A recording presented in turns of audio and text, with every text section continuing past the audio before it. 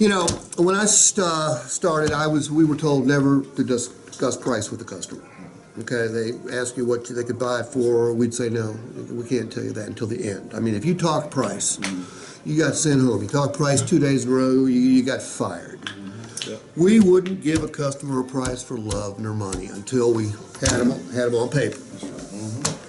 Well, that was fine back when there weren't any cell phones or there was no internet.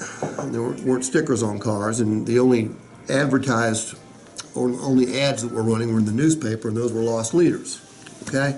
Well, things have changed. I ask a customer right up front, Randall, you saw our price on the internet, correct? Yes. Do you have any questions about it? Yes. Could you do any better, maybe? I'm looking for payment. It's, you know. Randall, this is evidence you're a perfectly normal human being. If you hadn't asked me that, I'd have thought something was wrong with you. Randall, so last time you bought a car, how long ago was it? 2 years?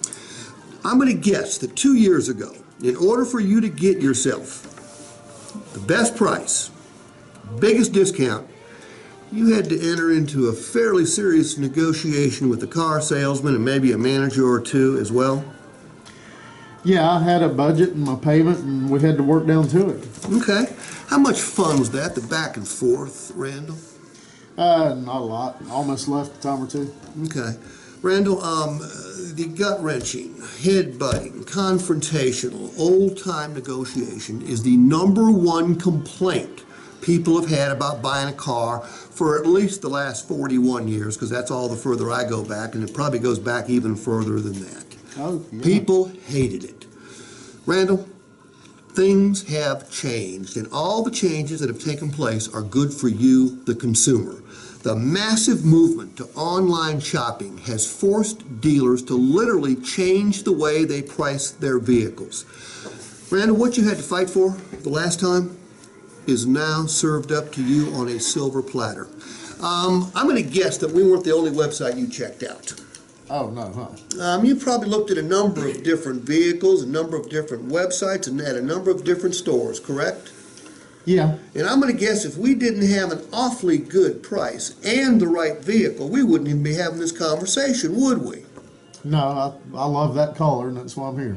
Randall, here's the long and the short of it. This is going to sound crazy. We don't even price our vehicles, okay? We use software to price the vehicle. Software that searches out 300, 400, 500 miles, matches up every single new and used vehicle we have in our inventory with every other one like it. It's the same type of software that prices airline tickets, hotel rooms, groceries, gasoline. So, we are always going to be at or below market. Because if we don't do that, if we don't deeply discount our vehicles, Randall, our phones don't ring, email inboxes don't fill up, nobody shows up.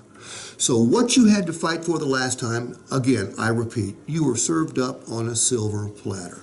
And here's 2 guarantees I'm going to make you today. This is not only going to be the most pleasant purchase experience of your entire life, it's going to be the quickest too. Now let's check out the vehicle you came in to see, because that's job 1. No such thing as a good deal on the wrong car. Let's make sure it's the right car. Cool? Awesome. Boom. Now, you know what that was right there? A story. That's a story about how we price our cars. Let me tell you what doesn't make sense. William, we price our cars aggressively. You know what that means to a customer? Nothing. It means nothing to a customer. Now, it means something to all of us around the table because we're in the business. We get aggressive pricing. You don't sell 300 units out here by not pricing your vehicles aggressively. I get that. But it ain't important what I get. What's important? What they get. What the customer gets. What the customer understands. I used a term in there, pre-discount. Because isn't the size of, well, let me ask another question. What's a good deal in Greer, South Carolina? Good deals depend on the customer's opinion. Perception. It's all perception. How many of you have ever delivered a vehicle where you made a 4-pounder and the customer left happy as they could be? How many of you have ever given away a vehicle and the customer's still mad at you? Oh, yeah. Okay, so it's perception. Here's the problem. You know, we've taught, how long have you been doing this, Fred? About 14 years. 14 years. Fred's guilty too. We've taught people that our first offer was never our best offer, right? Because that's the way we did business. But nowadays, we're moving closer and closer to a one-price world. Whether we want to do it or not, whether the customer wants to do it or not. Because we're having to attract people here by throwing out a good price. I don't want to negotiate any of that away. Justifying a price or a payment means that we're defending it. We're giving the customer reasons why it is what it is. Negotiate means we're compromising. We're going to lose every negotiation to some extent. The only negotiation you can't lose is the cash down negotiation, because that's the customer's money. So you can't lose that one, which is why you should negotiate it every single time. Don't ask them. Negotiate it. Does this make sense?